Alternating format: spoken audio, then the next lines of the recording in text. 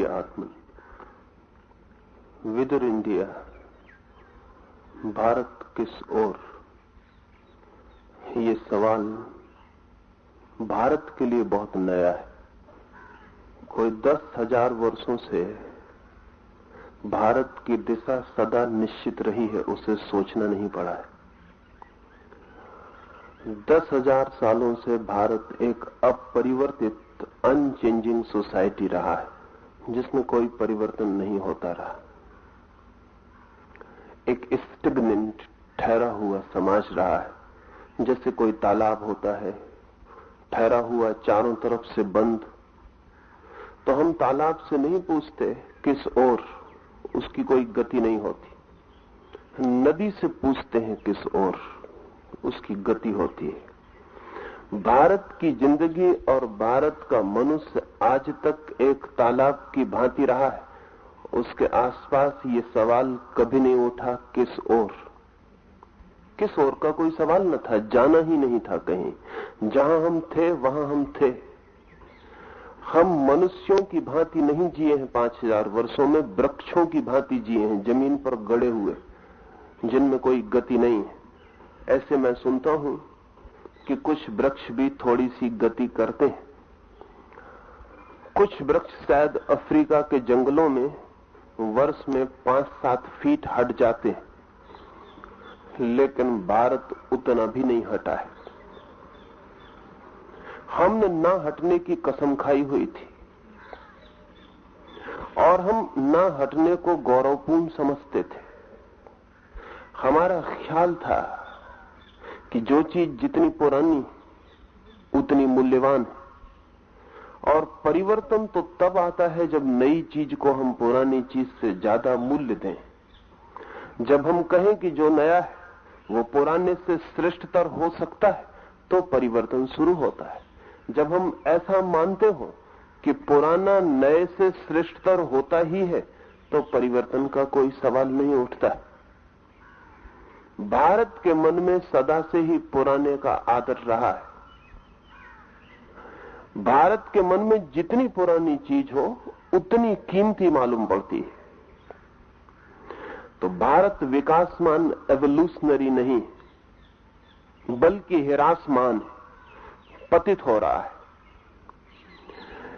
ये जो 10,000 साल की कहानी है, इसमें अगर किसी ने मनु से पूछा होता विदुर इंडिया, भारत किस ओर, तो वो कहता क्या पागलपन की बात कर रहे हैं।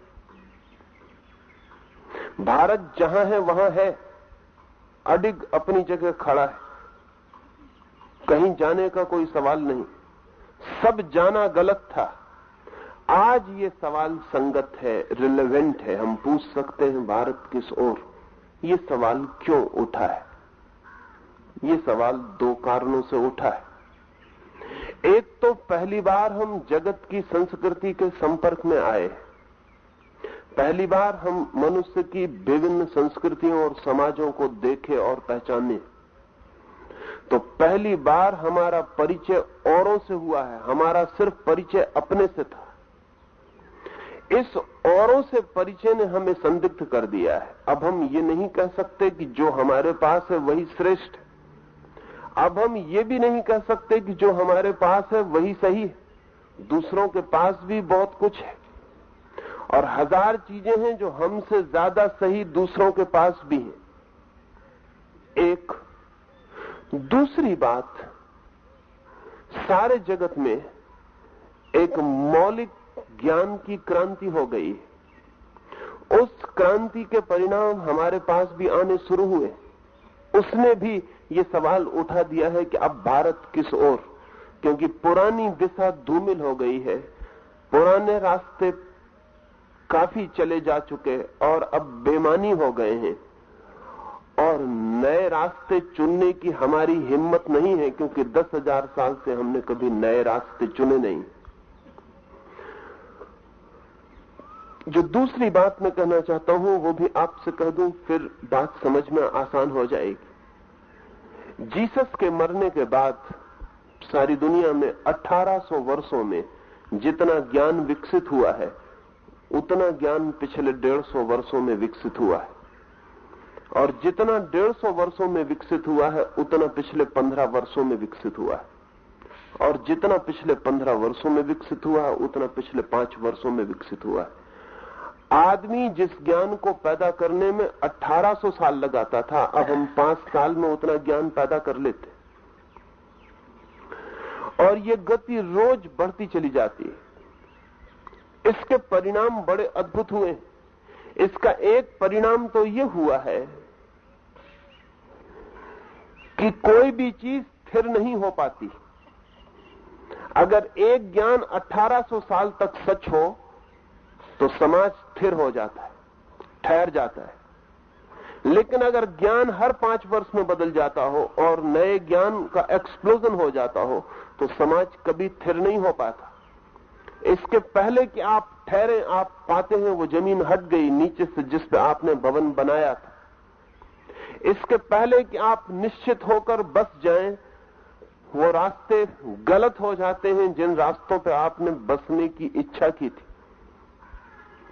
इसलिए पुराना समाज अगर कभी बदलता भी था तो बदलाहट का क्रम इतना धीमा था कि एक छोटी सी बदलाहट लाने में 20 पीढ़ियां गुजर जाती थी, इसलिए बदलाहट का कभी पता नहीं चलता था। एक वैज्ञानिक के संबंध में मैंने सुना है कि वो बदलाहट के संबंध में कुछ प्रयोग कर रहा था। उसने एक मेंढक को एक उबलते हुए गर्म पानी में डाल दिया, वो मेंढक छलांग लगा के बाहर हो गया। उबलता हुआ पानी था, जान का खतरा था। फिर उसने उसी मेंढक को साधारण ठंडे पानी में रखा और बहुत धीरे धीरे पानी को गर्म करना शुरू किया। थोड़ा पानी गर्म हुआ, उतनी गर्मी मेंढक को छलांग लगाने के लिए काफी नहीं थी, वो उतनी गर्मी के लिए राजी हो गया, एडजस्ट हो गया। फिर और थोड़ा गर्म किया, फिर और थोड़ा गर्म किया। 24 घंटे के लंबे फासले में पानी उबलने के बिंदु पर आ गया। मेंढक अब भी भीतर था, उसने छलांग नहीं लगाई, वो उबला और मर गया। क्या हुआ? ये मेंढक 24 घंटे में राजी हो गया। ये मेंढक एकदम से गर्म पानी में डाला गया तो छलांग लगा के बाहर निकल गया। अगर 1800 साल में या 2000 साल में या 4000 साल में एक बात बदलती हो तो समाज बदलता नहीं था, बल्कि उस बदलाहट को आत्मसात कर लेता था, राजी हो जाता था, ठहरा रहता था। अब बदलाहट इतनी तीव्र है कि हम बदल भी नहीं पाते कि बदलाहट हो जाती। अब बदलाहट करीब करीब कपड़ों के फैशन की तरह। अब जिंदगी में ज्ञान जो है वो ऐसा हो गया है कि आप कपड़े बनवा नहीं पाते कि वो आउट ऑफ फैशन हो जाते। मैंने सुना है कि एक आदमी रास्ते से पेरिस की भागा हुआ जा रहा था और लोगों ने उससे पूछा कि इतनी तेजी क्या है? उसने कहा मैं अपनी पत्नी के कपड़े लेके जा रहा हूं। उसने कहा फिर भी इतनी जल्दी क्या है? उसने कहा इसके पहले कि फैशन न बदल जाए, मुझे घर पहुंच जाना जरूरी है। कभी हमने नहीं सोचा था कि फैशन की तरह ज्ञान बदल जाएगा। अब ज्ञान फैशन से भी तेजी से बदल रहा है। इसलिए आज विज्ञान की कोई बड़ी किताब लिखनी मुश्किल हो गई, छोटी किताबें लिखी जा रही। किताबें ही मुश्किल हो गई हैं। असल में पत्रिकाओं में विज्ञान की खोजों की खबर दी जा रही है, क्योंकि जब तक मोटी किताब लिखी जाए तो मोटी किताब को लिखने में भी कम से कम वर्ष भर लगेगा।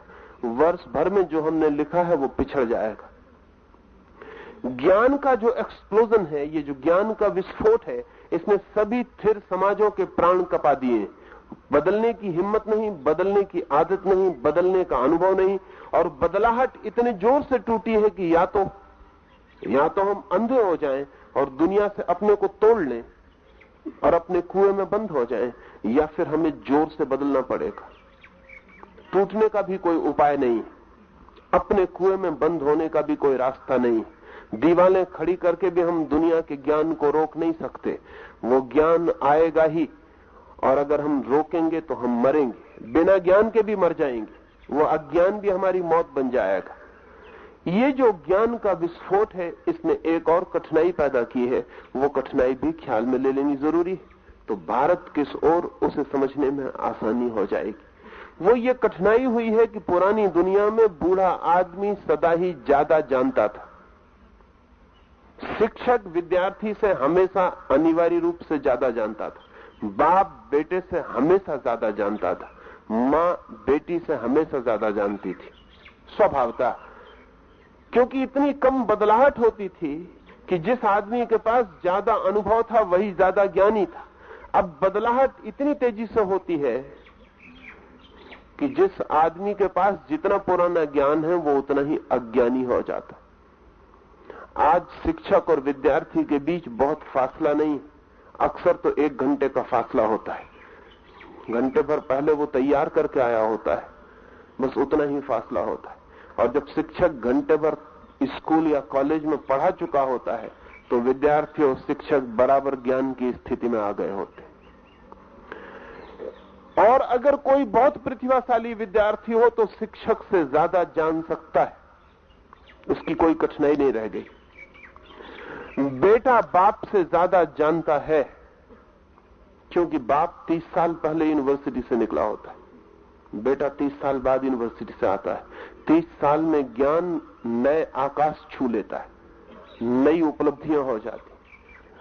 हमेशा पहली दुनिया में बेटे ने बाप से पूछा था, लेकिन बहुत ज्यादा दिन वो दूर नहीं है जब हमेशा बाप को बेटे से पूछना पड़ेगा कि नया ख्याल क्या है, नई स्थिति क्या है, नई समझ क्या है, नया सोच क्या है, नया विचार क्या है, नई उपलब्धि क्या है। और बहुत हैरानी न होगी कि हमें बूढ़े आदमियों को वापस रिफ्रेशर कोर्सेज के लिए यूनिवर्सिटीज में भेजना पड़े। अभी इस संबंध में सुझाव चलता है। पश्चिम के बहुत बुद्धिमान लोग ये सुझाव दे रहे हैं कि अगर पिता को अपना पिता की हैसियत बनाए रखनी तो उसे बेटे के ज्ञान से निरंतर परिचित होना जरूरी हो गया है। बेटा जो जान रहा है उससे जान लेना जरूरी हो गया है। ये जो बेटे के पास नई उम्र के आदमी के पास ज्यादा ज्ञान हो गया है, इससे बड़ा उपद्रव पैदा हुआ है। स्वभावतः बाप जब सब कुछ जानता था और बेटा कुछ भी नहीं जानता था तो बाप के प्रति एक आदर था जो डगमगा गया है। वो आदर अब आगे नहीं रह सकता क्योंकि वो आदर ज्ञान पर खड़ा था। बाप ज्यादा जानता था, बेटा कम जानता था, इसलिए बाप आदृत था। अब वो बात खत्म हो गई। गुरु और शिष्य के बीच हजारों साल का फासला था। गुरु जानता था हजारों साल के अनुभव को और शिष्य को कुछ भी पता नहीं था, तो शिष्य गुरु के चरणों में सिर रखता था।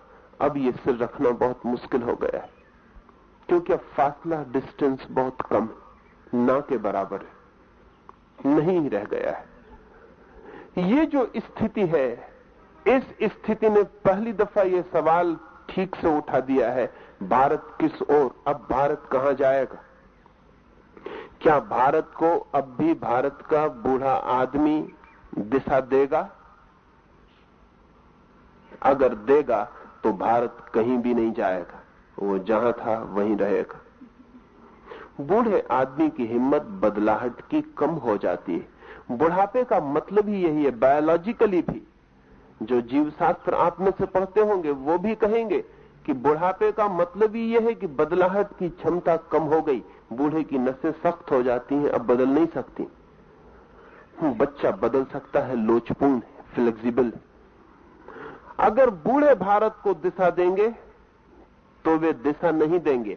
भारत जैसा सरोवर था, तालाब, वे उसे वैसा ही बनाए रखना चाहेंगे। लेकिन अगर बच्चे भारत को दिशा देंगे तो भी कम खतरा नहीं, क्योंकि बूढ़े दिशा देंगे तो तालाब सड़ जाएगा, बंद रह जाएगा, हम दुनिया के साथ गति न कर सकेंगे। और अगर बच्चों ने दिशा दी तो सिर्फ अनार्की पैदा होगी, अराजकता पैदा होगी, 1000 दिशाएं हो जाएंगी, नदी नहीं बनेगी, 1000 छोटी छोटी धाराएं टूट जाएंगी, समाज बिखर जाएगा, व्यवस्था खंडित हो जाएगी और एक अराजकता, एक अनार्की पैदा हो जाएगी। अगर हम बूढ़े से दिशा मांगे तो डेडनेस परिणाम में आएगी, मृत्यु, एक मुर्दा समाज। और अगर हम बच्चों से दिशा मांगे तो एक अनार्की पैदा होगी, एक अराजक समाज। ये दोनों ही विकल्प चुनने जैसे नहीं। अगर बूढ़े दिशा देंगे तो भारत के अतीत को ही वो भारत पर फिर से थोपना चाहेंगे, वो फिर रामराज्य ही लाना चाहेंगे। हालांकि कोई चीज कभी लौटाई नहीं जा सकती, जो गई वो गई। इतिहास पुनरुक्त नहीं होता है, इस जगत में कुछ भी लौटता नहीं, जो गया वो गया, पुनरुक्ति नहीं होती। रामराज्य लौटाया नहीं जा सकता है, लेकिन अगर बूढ़े भारत के भविष्य की भी कल्पना करेंगे तो रामराज्य की भाषा में करेंगे। अतीत ही उनके लिए नक्शा होगा, वे उसी नक्शे को भारत पर थोपना चाहेंगे। ये संभव नहीं। इस चेष्टा में भारत के विकास की संभावनाएं क्षीण होंगी। अगर भारत के बच्चे भारत को दिशा देना चाहेंगे तो स्वभावतः वे भारत के ऊपर पश्चिम को थोपना चाहेंगे, क्योंकि आज भारत के बच्चे के पास जो भी ज्ञान उपलब्ध हो रहा है वो पश्चिम से उपलब्ध हो रहा है। और ध्यान रहे, जिस तरह अतीत को नहीं ओढ़ा जा सकता, उसी तरह किसी दूसरी संस्कृति और दूसरे समाज में पनपे हुए ख्यालों को भी हम कभी आत्मसात नहीं कर सकते। वे कभी हमारी आत्मा नहीं बन सकते। हम कपड़े तो बदल सकते हैं दूसरों से, आत्माएं नहीं बदल सकते हैं। आत्माओं की जड़ें होती हैं, रूट्स होती हैं, लंबी उसकी कथा और यात्रा होती है। अगर भारत के बूढ़ों ने भारत को दिशा दी तो भारत अपने अतीत को ओढ़ने की कोशिश करेगा, जो असंभव है। और अगर भारत के बच्चों ने भारत को दिशा दी तो भारत पश्चिम को ओढ़ने की कोशिश करेगा, जो कि उतना ही असंभव है। ना तो हम पूरब के अतीत को ओढ़ सकते हैं और न पश्चिम के वर्तमान को ओढ़ सकते। फिर भारत के लिए उपाय क्या है? साधारणतः ये दो ही विकल्प दिखाई पड़ते हैं।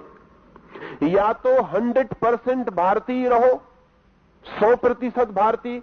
कोई होता नहीं दुनिया में, होगा तो मरा हुआ आदमी होगा। 100% भारतीय बनाना चाहेगा भारत का बूढ़ा मन, और या फिर 100% पाश्चात्य वेस्टर्न बनाना चाहेगा भारत का नया मन। ये दोनों ही विकल्प मेरे लिए सार्थक नहीं मालूम होते, और ये दो ही विकल्प दिखाई पड़ रहे हैं। और आज जो संघर्ष है भारत में, वो इन दो विकल्पों, दो अल्टरनेटिव्स के बीच है। बूढ़े खींच रहे पीछे की तरफ, जवान खींच रहे पश्चिम की तरफ, लेकिन आगे की तरफ इनमें से कोई भी ले जाने वाला नहीं।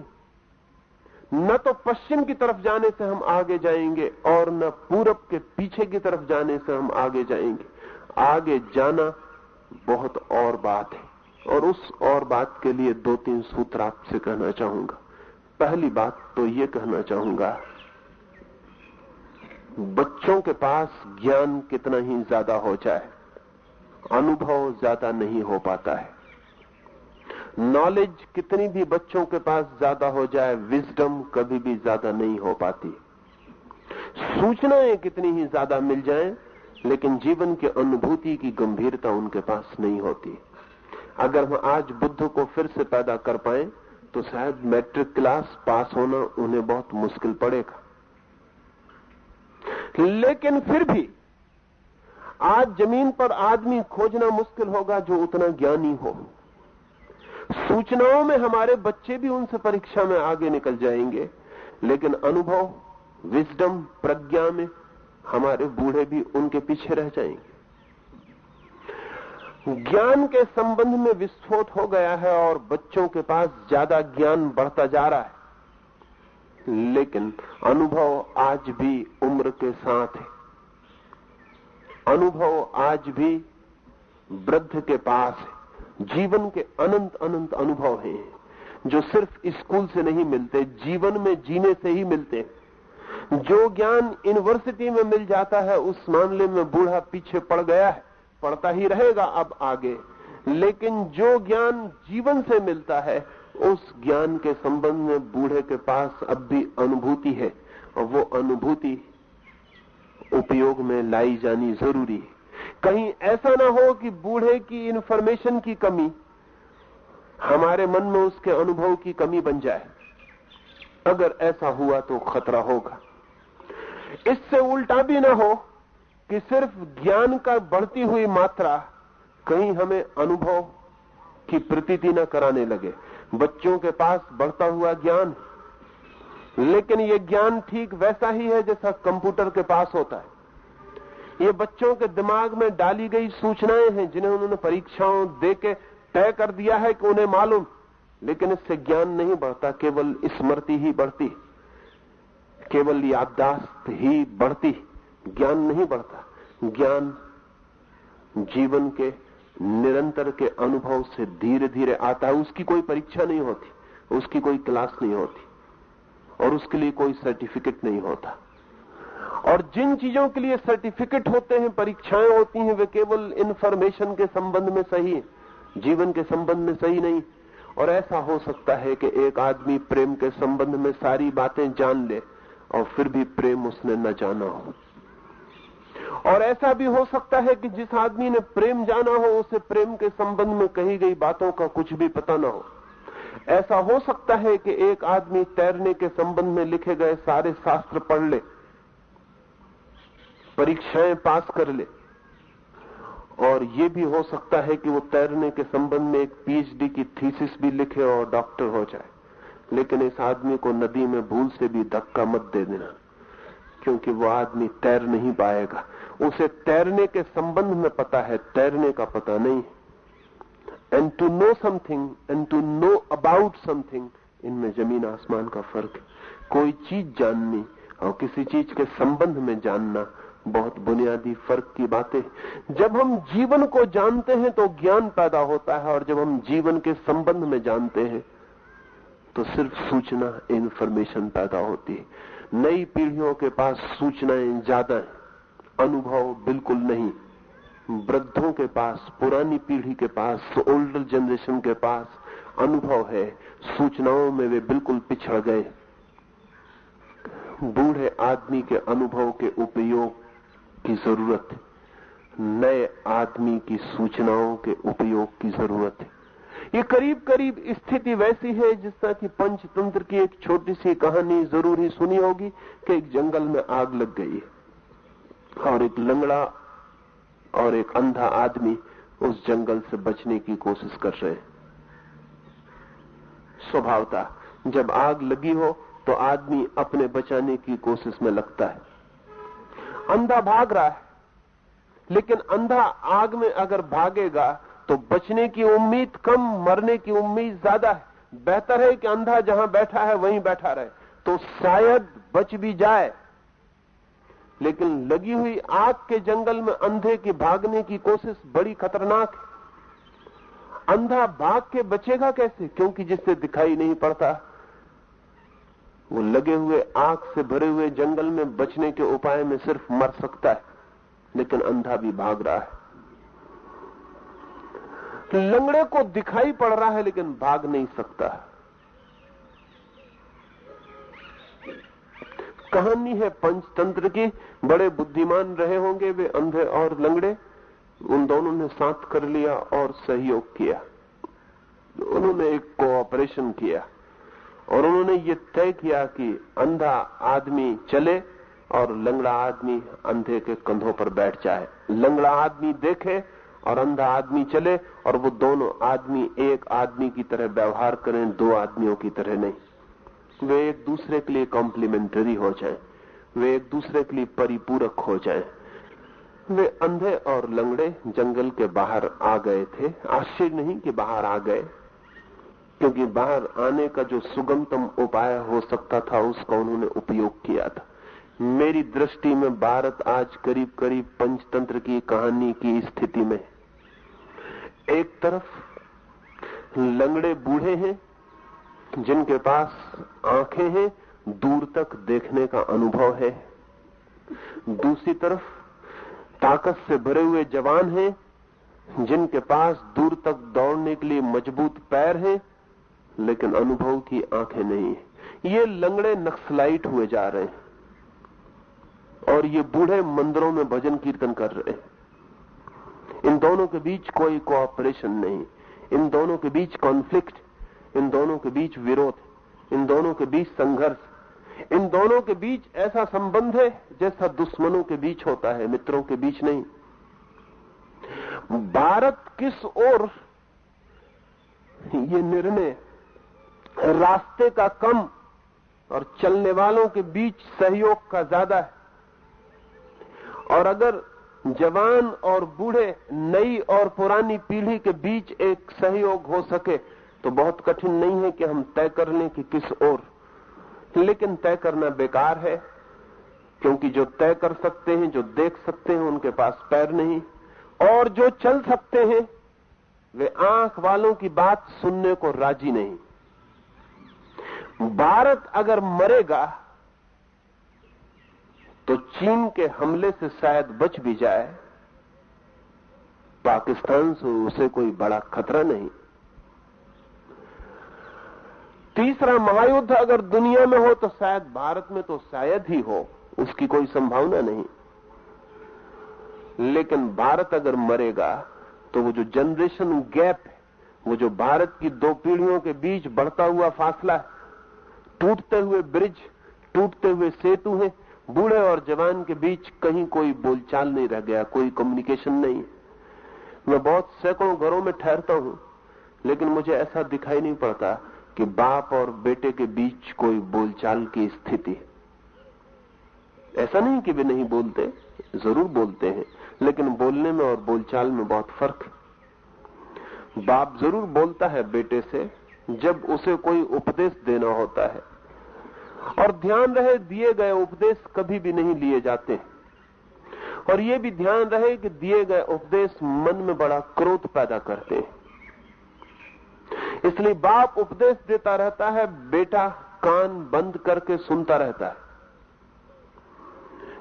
बेटे भी बाप से कभी मिलते हैं जब उनकी जेब खाली होती है और बाप के जेब पर हाथ रखना होता है, लेकिन जिसकी भी जेब पे आप हाथ रखते हैं उससे बातचीत नहीं हो पाती, उससे बहुत मुश्किल हो जाता। ऐसे बाप बेटे घर में बच के निकलते हैं। पहले हम सोचते थे घर वो जगह है जहां सारे लोग साथ रहते हैं, अब मैं हजारों घरों को देख के आपसे कहना चाहता हूं, घर वो जगह है जहां सारे लोग एक दूसरे से बच के रहते हैं।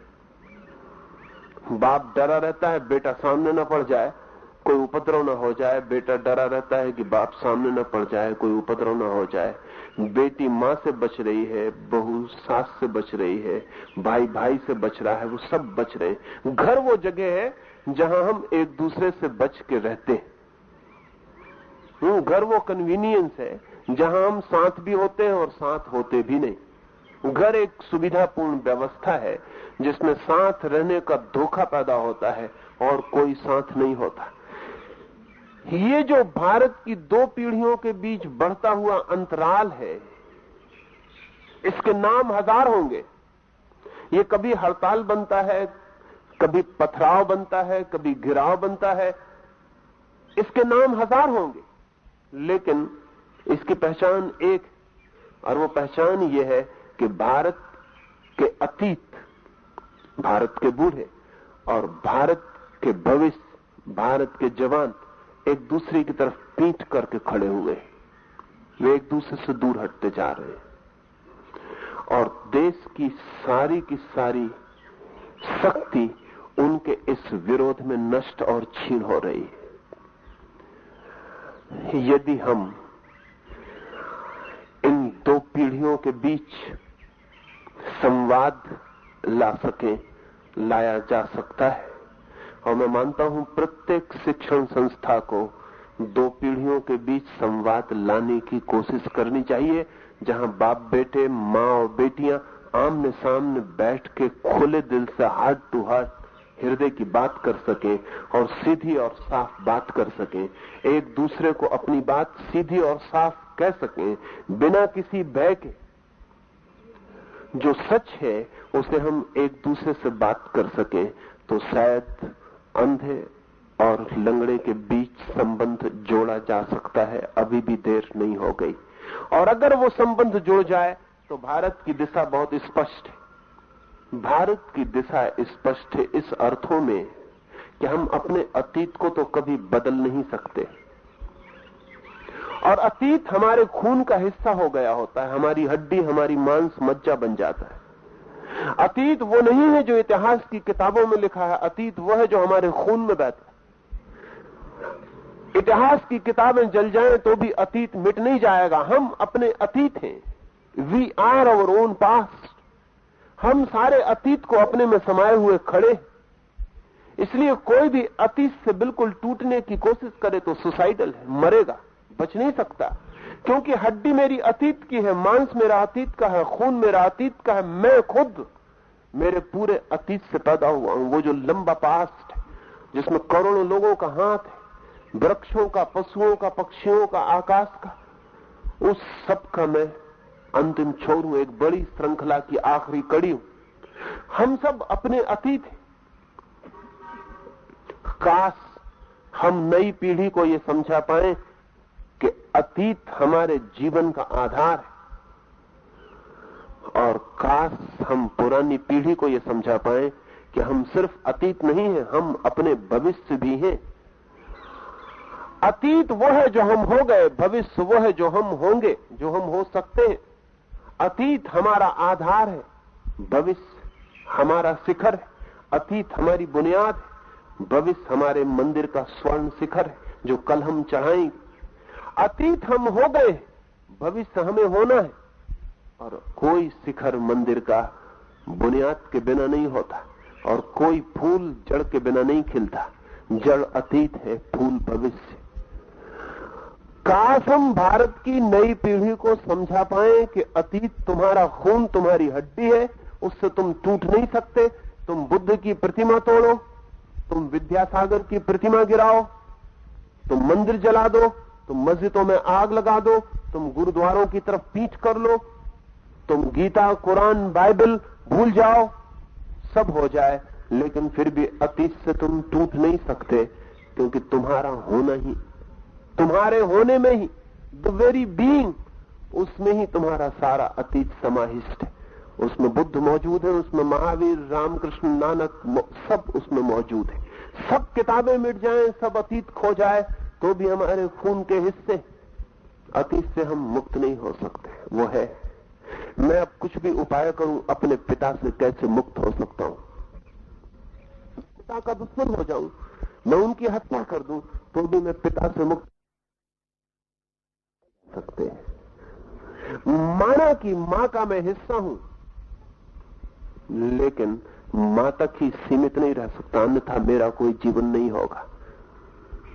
अतीत हमारा है, लेकिन हम अतीत को भी ट्रांसेंड करते हैं, पार जाते हैं। वही हमारा भविष्य। काश हम बूढ़ी पीढ़ी को समझा सके कि भविष्य की तरफ फैलती हुई शाखाओं को अतीत में बांधो मत, मुक्त करो। अतीत की जड़ें फूलों के लिए रस दें, फूलों को बांधने वाली कड़ियां और जंजीरें न बन जाएं, तो भारत की दिशा बहुत साफ है। भारत को अपने पूरे अतीत को पचाकर अपने पूरे भविष्य को खोजना है। ये भविष्य अतीत जैसा नहीं होगा, नहीं हो सकता। ये भविष्य पश्चिम जैसा भी नहीं हो सकता, क्योंकि पश्चिम जैसा हमारा अतीत नहीं है। इसलिए ये फूल पश्चिम में जो खिले हैं, हमारी जिंदगी में ठीक वैसे नहीं खिल सकते जैसे वहां खिले। और अगर हमने खिलाने की कोशिश की, तो जिन फूलों की जड़ें हमारे पास नहीं है, क्योंकि अगर पश्चिम के पास अरस्तु की बुद्धि है, सुकरात का तर्क है, कांट और हीगल और फ्यूरबाख और मार्क्स और रसेल की समझ है, तो हमारे पास बहुत दूसरे तरह के लोगों की हमारे खून में धाराएं।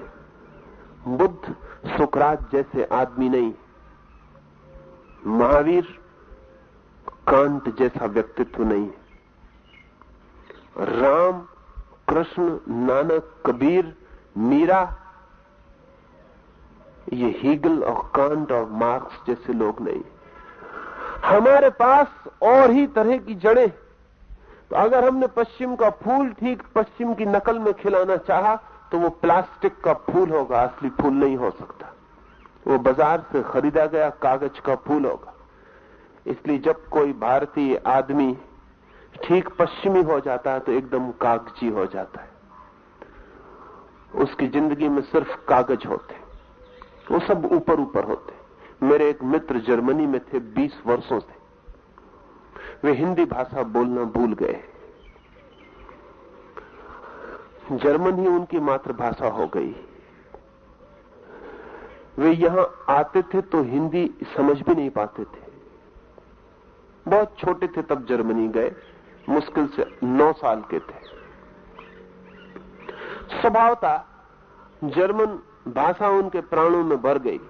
फिर पिछले वर्ष एक बड़ी अजीब घटना घटी कि वो बीमार हो गए, और बीमारी इतनी घातक हुई कि वो कोमा में, बेहोशी में चले गए। तो उनके भाइयों को यहां से जर्मनी जाना पड़ा।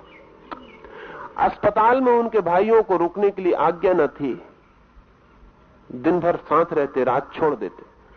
लेकिन डॉक्टरों ने कहा कि रात बड़ी अजीब हालत होती है, कभी कभी आपका भाई होश में आ जाता है, तो न मालूम किस भाषा में बोलने लगता है जिसे हम समझ नहीं पाते, तो आप रुके। बड़ी हैरानी की बात, रात जब वो बेहोशी उनकी टूटती तो वो हिंदी में बोलने लगते। वो जो 20 साल में भी सीखा है ऊपर से, वो भी प्राणों के बहुत गहरे में नहीं जा पाता। जब वे बेहोशी में बड़बड़ाते तो हिंदी में, और जब होश में बोलते तो जर्मन। वो जो प्राणों के गहरे में जड़े हैं वो वहां होती हैं। मेरे एक मित्र मुझे लिखते थे कि दूसरे मुल्क में जाके एक बड़ी कठिनाई होती है। वो कठिनाई साधारणतः अनुभव नहीं आती। अगर किसी के प्रेम में पड़ जाओ तो दूसरे की भाषा में बोलना बहुत कठिन हो जाता है, या किसी से झगड़ा हो जाए तो भी दूसरे की भाषा में बोलना बहुत कठिन हो जाता है। दुकान चलानी हो, काम चलाना हो, चल जाता है, लेकिन प्रेम और झगड़े में लगता है अपनी ही भाषा में बोला जाए। एक छोटी सी कहानी मुझे याद आती। सुना है मैंने कि राजा भोज के दरबार में एक पंडित आया, और वो पंडित 30 भाषाएं बोलता था, और इस भांति बोलता था कि लगता था प्रत्येक भाषा उसकी मातृभाषा है। बड़ी कठिन उपलब्धि है। उसने चुनौती की राजा भोज के दरबारियों को कि तुम में से अगर कोई मेरी मातृभाषा पहचान ले तो मैं 1,00,000 स्वर्ण मुद्राएं भेंट करूंगा, और अगर नहीं पहचान पाया प्रतियोगी तो उसे 2,00,000 स्वर्ण मुद्राएं मुझे देनी पड़ेंगी। राजा भोज के लिए बड़े अपमान की बात थी। भाषा बोलना तो दूर, उसकी भाषा पहचानने के लिए उसने ये चुनौती दी थी। भोज के दरबार के पंडित रोज हारने लगे। वो रोज भाषाएं बोलता, और जो भी भाषा मातृभाषा बताई जाती वो कहता कि नहीं। कालिदास चुप थे। भोज ने कहा कि तुम प्रतियोगिता में उतरो, अन्यथा हार निश्चित। कालिदास ने कहा मैं तैयारी कर रहा हूं। आखिरी पंडित भी हार गया। कल कालिदास का ही नंबर है। राजा भोज ने कहा तैयारी हो गई या हम हारेंगे। कालिदास ने कहा मैं तैयारी कर रहा हूं। फिर वो पंडित बाहर निकला। सीढ़ियों पर खड़े हुए बात करते थे। कालिदास ने उस पंडित को जोर से धक्का दे दिया। महल की सीढ़ियां थी, वो 10-12 सीढ़ियां नीचे जाकर गिरा, और गुस्से में जो पहले शब्द बोला, कालिदास ने कहा माफ करना, यही तुम्हारी मातृभाषा है, इसके अलावा जानने का कोई उपाय न था। और धक्का देना अशिष्ट है, लेकिन हम सब उपाय करके देख चुके। तुम होश में तो जो भी बोल रहे हो उससे तुम्हारे गहराई का पता नहीं चल सकता, लेकिन बेहोशी में, और क्रोध का क्षण, बेहोशी का क्षण, वो टेम्पररी मैडनेस का क्षण, जबकि अस्थायी रूप से आदमी बेहोश हो जाता है, उस आदमी के मुंह से वो बात निकल गई जो उसकी मातृभाषा थी। मातृभाषा ही नहीं, मातृ संस्कृति भी, मातृभूमि भी, वो सब जो हमारी जड़ों में है, हमारे गहरे में बैठा होता है। इसलिए पश्चिम को अगर हमने थोपा तो हम ऊपर से कागजी या प्लास्टिक के फूल लगाए हुए दिखाई पड़ेंगे, उनसे हमारे प्राण मजबूत नहीं होंगे। लेकिन इसका यह मतलब नहीं है कि पश्चिम से सीखना नहीं, पश्चिम से बहुत कुछ सीखना है। लेकिन पश्चिम में भी जो हुआ है उसको हमारी ही भूमि में खिलाना होगा। हमारे अतीत में ही पश्चिम के बीजों को खिलाना होगा, और तब एक नया भविष्य भारत के लिए पैदा होगा, जिसमें न तो भारत 100% भारतीय हो सकता है और न भारत 100% पश्चिमी हो सकता है। भारत बिल्कुल एक नया ही सिंथेटिक, एक नई ही समन्वित संस्कृति होगा, जिसमें भारत का अतीत आधार बनेगा, पश्चिम की सारी खोजें निमित्त और सहयोग बनेंगी, और जो प्रकट होगा वो बिल्कुल नया होगा, वो क्रॉस ब्रीडिंग होगी। पुराने लोग समझते थे कि क्रॉस ब्रीड जो है बड़ी बुरी बात है। पुराने लोग समझते थे संकर होना बड़ी बुरी बात है, लेकिन आधुनिक विज्ञान कहेगा कि क्रॉस ब्रीड की बड़ी सामर्थ्य। अगर एक अंग्रेज सांड और हिंदुस्तानी गाय से बच्चा पैदा होता है तो उसके पास हिंदुस्तानी गाय की तो सारी क्षमताएं होती ही हैं, उसके पास अंग्रेज सांड की भी सारी शक्ति होती, और वो जो बच्चा है वो हिंदुस्तानी गाय और अंग्रेज सांड दोनों से बेहतर होता है। भारत किधर? तो मैं देखता हूं भारत का भविष्य पश्चिम के आधुनिक विज्ञान और भारत के अतीत में पैदा हुए धर्म, इनकी क्रॉस ब्रीड से पैदा होगा। भारत का भविष्य संकर भविष्य होगा। लेकिन अगर करपात्री जी से या शंकराचार्य से पूछिएगा तो वो बहुत नाराज होंगे। वो कहेंगे कि शंकर, क्रॉस ब्रीड, ये तो हम भ्रष्ट हो जाएंगे, हमें तो शुद्ध होना चाहिए। लेकिन इस जगत में जितना विकास है वो सब क्रॉस ब्रीडिंग है, सारा विकास। इस जगत में जितना विकास है उसमें जो शुद्ध रहना चाहेगा वो मरेगा, वो हिटलर जैसा पागल। और इस जमीन पर बहुत कम पागल हुए हैं जो हिटलर जैसे पागल हो। बाकी हिंदुस्तान में बहुत पागल हैं जिनके दिमाग में हिटलरी सपने और ख्याल है, जो समझते हैं शुद्ध 100% भारतीय, 100% भारतीय कुछ नहीं बच सकता। हाँ, सिर्फ मरघट हो सकता है 100% भारतीय। एक मरघट हम बनाना चाहें तो मुल्क बन सकता है। और जो कहते हैं कि 100% भारतीय नहीं, वो भी उतनी ही गलत बात कहते हैं, क्योंकि अगर हम 100% भारतीय नहीं होने का तय कर लें तो हम सिर्फ कागजी आदमी रह जाएंगे, कागज की नावें, जिनके पास कोई लंगर भी नहीं है, जिनके पास कोई तट भी नहीं है जहां टिक के खड़ी हो जाए, जो सिर्फ हवा के झोंकों में और पानी की लहरों में डोलती रहेंगी और नष्ट हो जाएंगी। भारत के सामने बहुत बड़े विचार की जरूरत है। भारत का पूरा अतीत समन्वित होना चाहिए और पश्चिम का समस्त शोध विज्ञान समन्वित होना चाहिए। हमारे हृदय की सारी खोज और उनके तर्क की सारी प्रतिभा, अतीत पूरा और वर्तमान समग्र, अगर दोनों हम संयुक्त कर पाए, संयुक्त कर सकते हैं। कोई कठिनाई नहीं, समझ के अतिरिक्त और कोई कठिनाई नहीं, एक अंडरस्टैंडिंग के अतिरिक्त और कोई कठिनाई नहीं। तो भारत एक बहुत ही नए फूल को जगत में खिला सकता है, और न केवल अपने लिए बल्कि सारे जगत के लिए एक सिंथेटिक कल्चर, एक समन्वित संस्कृति का, एक समवेत संस्कृति का आदर्श बन सकता है। ये थोड़ी सी बातें मैंने कही, विस्तार की बात मैंने नहीं कही, डिटेल्स मैंने नहीं कहे। मैंने बहुत सूत्र की बात कही कि ये दो विकल्प हैं और दोनों विकल्प गलत हैं, और एक तीसरा विकल्प, एक थर्ड अल्टरनेटिव चुना जाना चाहिए, जिसमें हम भी होंगे और हम सारे जगत को भी अपने में समा लेंगे। तब भारत के पास एक शक्तिशाली, ऊर्जावान, जीवंत संस्कृति का जन्म हो सकता है। लेकिन अगर हमने इन दो पीढ़ियों के बीच की खाई पूरी नहीं की तो भारत किस ओर, तो सिवाय मरघट के तीर और कहीं नहीं जाता हुआ दिखाई पड़ेगा।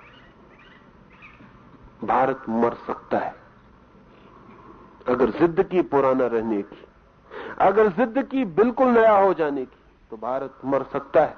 अगर लंगड़े और अंधे ने सहयोग न किया, अगर पुरानी और नई पीढ़ी एक दूसरे के कंधे पर न बैठी, तो भारत मर सकता है।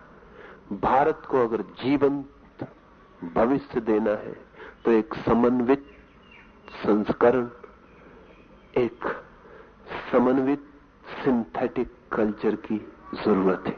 ये थोड़ी सी बातें मैंने कही, मेरी बातें माननी जरूरी नहीं है, मैं कोई उपदेशक नहीं हूं। मेरी बातें सुनी, ये बड़ी कृपा, इन पर सोच लेंगे तो पर्याप्त। सोचना, मेरी बातें गलत हो सकती, क्योंकि किसी आदमी को इस भ्रम में होने की जरूरत नहीं है कि उसकी सभी बातें सही हों। ये भी पुराने आदमी का पागलपन था। कोई सर्वज्ञ नहीं है, हो भी नहीं सकता। होने का ख्याल सिर्फ विक्षिप्तता है।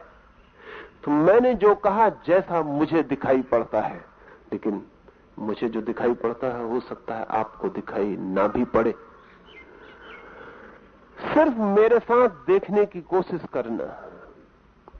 हो सकता है उसमें से कुछ आपको भी दिखाई पड़े, और जो आपको भी दिखाई पड़ जाए वो सत्य आपके जीवन को रूपांतरित करने का कारण बन जाता है।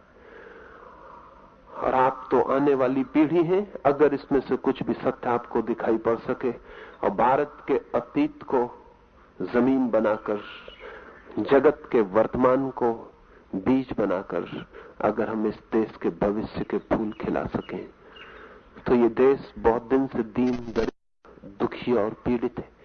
इस देश में भी स्वर्ग का आगमन हो सकता है।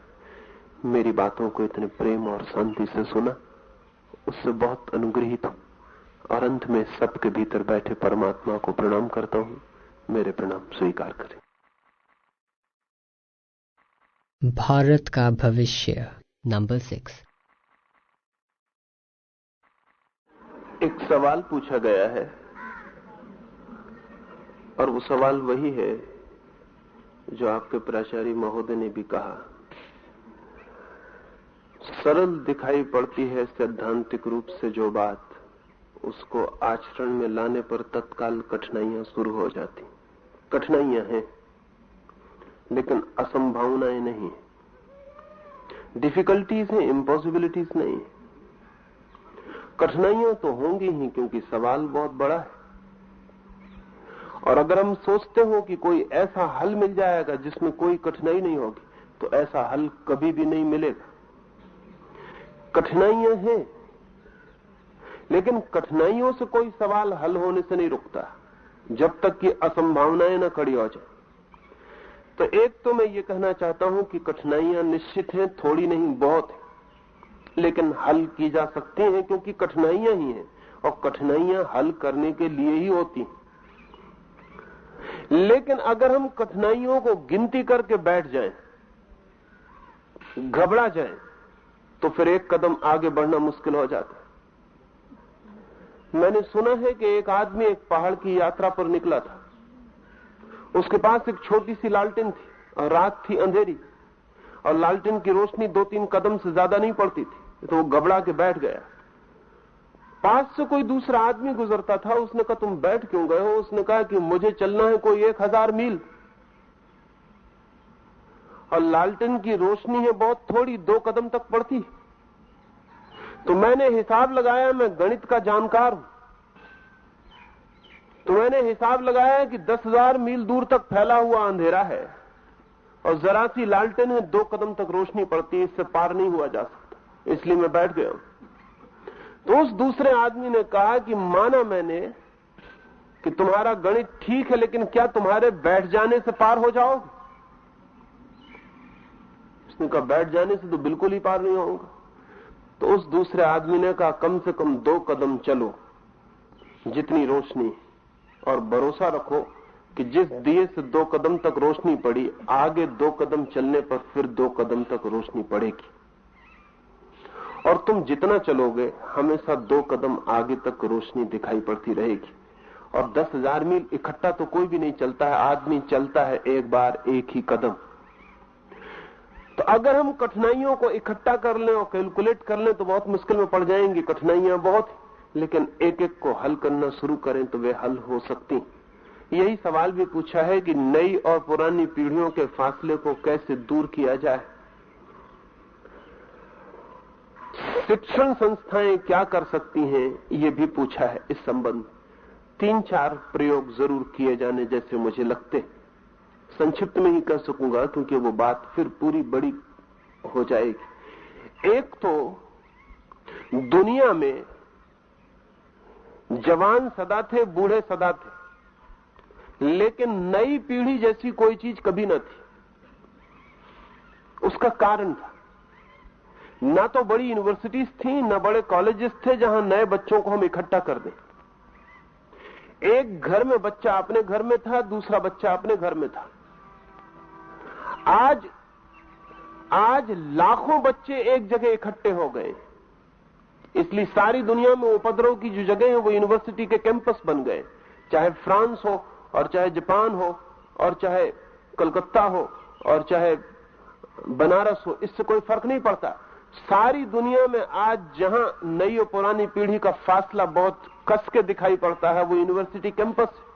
नई पीढ़ी बड़े पैमाने पे इकट्ठी है एक जगह और पुरानी पीढ़ी बिखरी हुई है, वो इकट्ठी कहीं भी नहीं।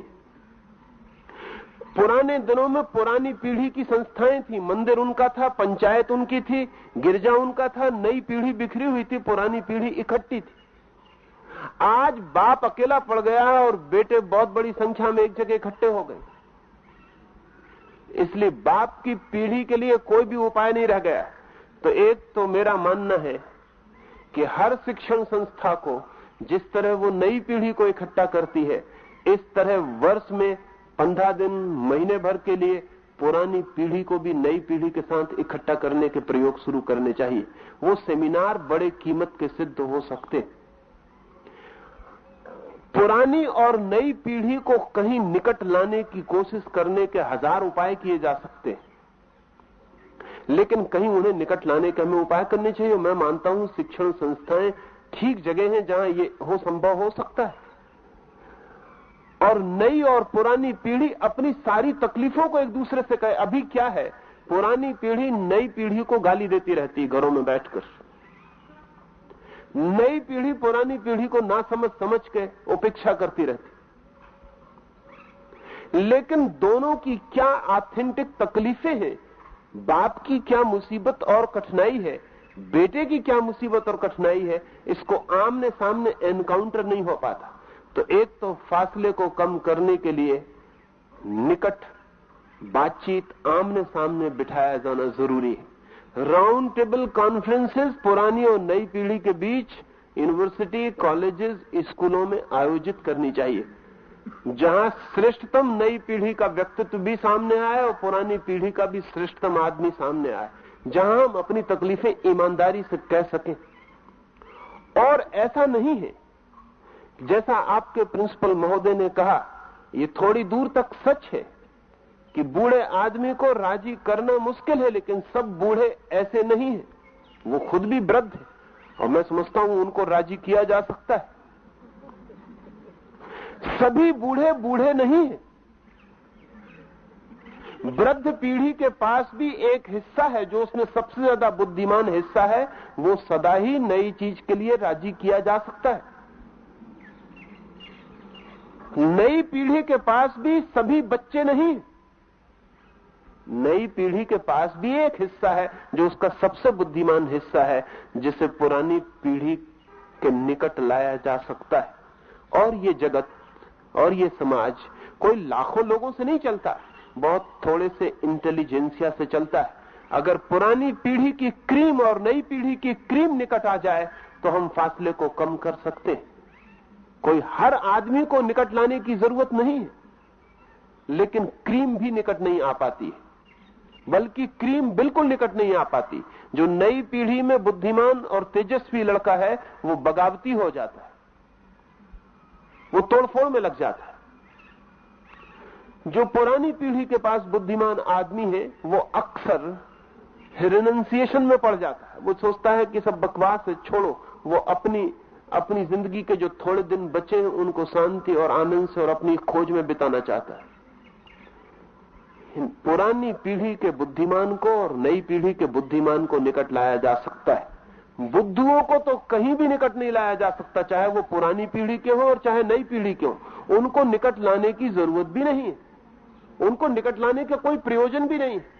ये जगत बहुत थोड़े से लोगों से संचालित होता है। ये मुश्किल से 1% आदमी है, वही यहां व्यवस्था करवाता है, वही उपद्रव भी करवाता है। मुश्किल से 1% आदमी है जो जिंदगी को सुख भी देता है और दुख से भी भर देता है। ये सारे लोगों का प्रश्न नहीं है। सारी भीड़, वो जो मासेस है, वो तो आमतौर से भेड़ चाल होती है, वो तो भेड़ की तरह पीछे चलती रहती है।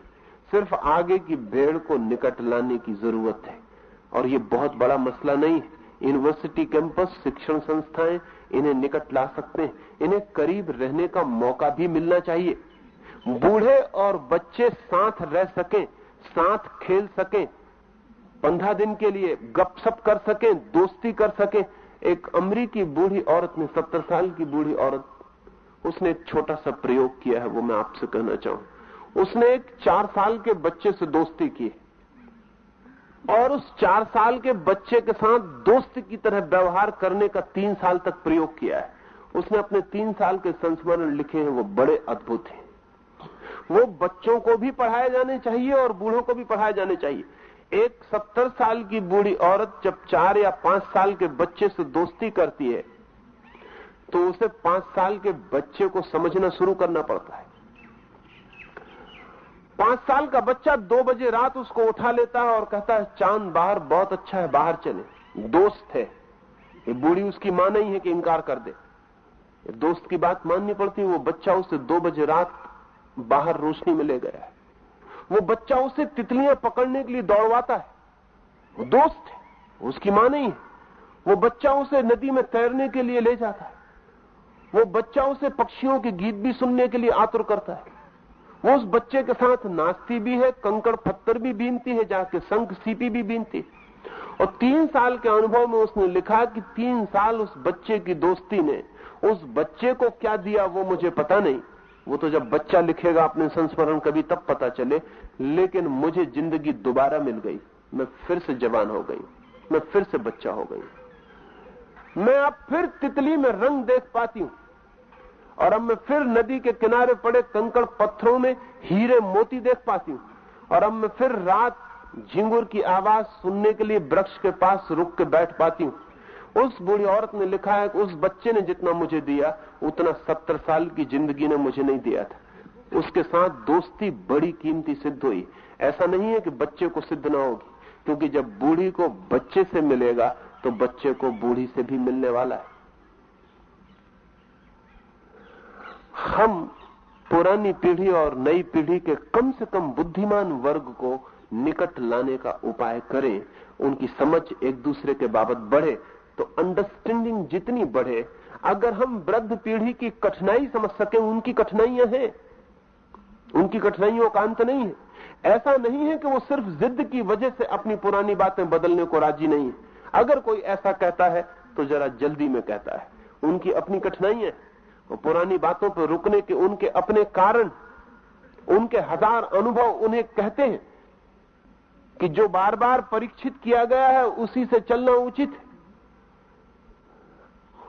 उनका अगर हम पूरा भाव समझें, उनके अनुभव समझें, उनकी स्थिति, उनका आउटलुक समझें, तो नई पीढ़ी पुरानी पीढ़ी के प्रति रिबेलियस नहीं रह जाएगी, सिंपैथेटिक हो जाएगी। इतना ही हो सकता है, अनुगामी अब नहीं हो सकता। अब नई पीढ़ी पुरानी पीढ़ी की अनुगामी कभी नहीं हो सकेगी, वो इम्पॉसिबल आकांक्षा है। सिंपैथेटिक, सहानुभूतिपूर्ण हो जाए, इतना जरूरत से काफी है, जरूरत से ज्यादा है। और पुरानी पीढ़ी नई पीढ़ी की तरह चुस्त कपड़े पहन के सड़क पर चलने लगेगी, ऐसा भी मैं नहीं मानता हूं, जरूरत भी नहीं है, उचित भी नहीं। लेकिन पुरानी पीढ़ी नई पीढ़ी के भविष्य के प्रति रिजिड न रह जाए, सख्त न रह जाए, ढांचे को बुरी तरह थोपने के लिए आतुर न रह जाए, इतनी संवेदना भरा जाए तो काफी। और मैं नहीं मानता कि ये बहुत कठिन है। कोई बाप अपने बेटे को बिगाड़ने को उत्सुक नहीं है, और अगर बिगाड़ता भी है तो बनाने की आकांक्षा में ही बिगाड़ता है। और अगर कभी उसे पता चल जाए कि वो जो ढांचे थोप रहा है वो गलत हो गए हैं, अब वो सार्थक नहीं है, तो वो ढांचे थोपने के लिए तैयार नहीं होगा। और कोई बेटा अपने बाप को दुख पहुंचाने के लिए आतुर नहीं होता, लेकिन जो वो करता है उससे जाने अनजाने दुख पहुंच जाता है। काश उसे पता चल जाए और ये सारी चीजें साफ हो जाएं, तो हमारी सहानुभूति बढ़े, तो हम निकट आ सकते हैं। पूछा है फासला कैसे कम हो, सहानुभूति कैसे बढ़े, उससे फासला कम होगा। और सहानुभूति बिल्कुल सूखती जा रही है, क्योंकि हम एक दूसरे को जब तक न जाने तब तक सहानुभूति हो भी नहीं सकती। तो कभी हमें इन दोनों पीढ़ियों को निकट लाएं और कभी इन दोनों पीढ़ियों को एक दूसरे की जगह बिठाने की भी कोशिश करें। जैसे बूढ़ी पीढ़ी को यहां बुलाएं और उनसे कहें कि आप बूढ़ी पीढ़ी के खिलाफ बोलें, और नई पीढ़ी को बुलाएं और उससे कहें कि यहां तुम नई पीढ़ी के खिलाफ क्या क्या बोल सकते हो वो बोलो। एक दूसरे के जूतों में खड़े करने की भी जरूरत है, तभी हमें पता चलता है कि दूसरे के जूते में कांटा चुभ रहा है।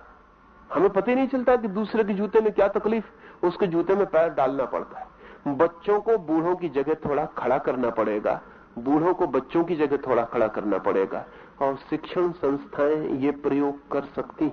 और अभी देर नहीं हो गई है, अभी सिर्फ शुरुआत है पागलपन की। अगर ये बढ़ता चला गया तो बहुत देर हो जाएगी और फिर सुधारना रोज कठिन होता चला जाएगा। मैं जानता हूं कठिनाइयां बहुत हैं, लेकिन कठिनाइयां प्रोग्रेसिव हैं, ये भी ध्यान में रहे, वो रोज बढ़ रही हैं। इसलिए जितने जल्दी उन पर आक्रमण हो जाए उतना ही आसान पड़ेगा। जितनी बीमारियां बढ़ जाएंगी उतनी ही कठिनाई होती चली जाएगी। बहुत संभव है कि धीरे धीरे बूढ़े और बेटे एक दूसरे की भाषा ही समझना बंद कर दें। अभी भी काफी दूर तक भाषा समझाना मुश्किल हो गया है, वो कठिन होता जा रहा है। इस कठिनाई को मिटाने के लिए हम उपयोगी हो सकते हैं, लेकिन हम नहीं हो पाते। हम नहीं हो पाते, वो हम इसलिए नहीं हो पाते कि हम में से ऐसे लोग बहुत कम हैं जिनको हम लिंक कह सकें, जिनको हम कह सकें कि जो न तो बूढ़े हैं और न बच्चे। लेकिन शिक्षक ऐसा काम कर सकता है, वो लिंक जनरेशन, उसे मैं मानता हूं। शिक्षक का काम ही यही है कि वो बूढ़े के ज्ञान को बच्चों तक पहुंचा दे और बच्चों की संभावनाओं को बूढ़ों तक पहुंचा दे। शिक्षक का उपयोग ही यही है। अब तक ये नहीं था। अब तक एक काम था शिक्षक के हाथ में कि बूढ़े का जो ज्ञान है वो बच्चों को पहुंचा दे, कन्वे कर दे। कहीं ऐसा ना हो कि बूढ़ों का ज्ञान बूढ़ों के साथ मर जाए। इसलिए शिक्षक विकसित किया गया था कि बूढ़े के अनुभव को वो बच्चों तक पहुंचाने का काम कर दे। पुरानी पीढ़ी ने जो जाना है, खोजा है, वो मर न जाए, बच्चों तक पहुंच जाए। ये काम शिक्षक ने अब तक भली भांति पूरा किया है। अब शिक्षक पर एक नया दायित्व भी आ रहा है, और वो ये है कि वो बच्चों की जो नई संभावनाएं हैं, पोटेंशियलिटीज हैं, उनको भी बूढ़ों तक पहुंचा दे। अब ये बिल्कुल दूसरा काम है जो अब तक शिक्षक के ऊपर नहीं था। अब तक शिक्षक वन वे ट्रैफिक का काम कर रहा था, वो बूढ़े से बच्चे तक लाने का काम कर रहा था। बच्चों से बूढ़ों तक ले जाने का काम शिक्षक ने अब तक नहीं किया था। अब शिक्षक वन वे ट्रैफिक नहीं रहेगा, डबल वे ट्रैफिक हो जाएगा। और शिक्षक अगर ये काम करे तो मैं नहीं मानता हूं कि दूरी ज्यादा दिन टिक सकती है, दूरी मिटाई जा सकती है। लेकिन शिक्षक ये काम नहीं करता। या तो शिक्षक नई पीढ़ी के साथ हो जाता और या शिक्षक पुरानी पीढ़ी के साथ हो जाता। शिक्षक को किसी पीढ़ी के साथ होने की जरूरत नहीं है। शिक्षक का मतलब ही यही है कि वो किसी पीढ़ी के साथ नहीं है, वो लिंक जनरेशन, वो बीच की जोड़ने वाली पीढ़ी, वो सेतु है, ब्रिज। और अगर ब्रिज कहे कि मैं इस किनारे के पक्ष में हुआ जाता हूं तो ब्रिज नहीं रह जाएगा, और अगर ब्रिज कहे कि मैं उस किनारे पे हुआ जाता हूं तो फिर ब्रिज नहीं रह जाएगा। ब्रिज को दोनों किनारों पर रहना पड़ेगा और दोनों किनारों से मुक्त भी रहना पड़ेगा, तभी ब्रिज दोनों किनारों के बीच आवागमन बन जाता है। इसलिए शिक्षण संस्थाएं जो उन्होंने अतीत में किया है उससे भी बड़ा काम उनके हाथ में भविष्य में है, और शिक्षक जो अब तक किया है उससे भी कीमती काम उसके हाथ में भविष्य में। लेकिन तो मैं फिर कभी आऊं तो इस पर विस्तार से आपसे बात कर सकूं।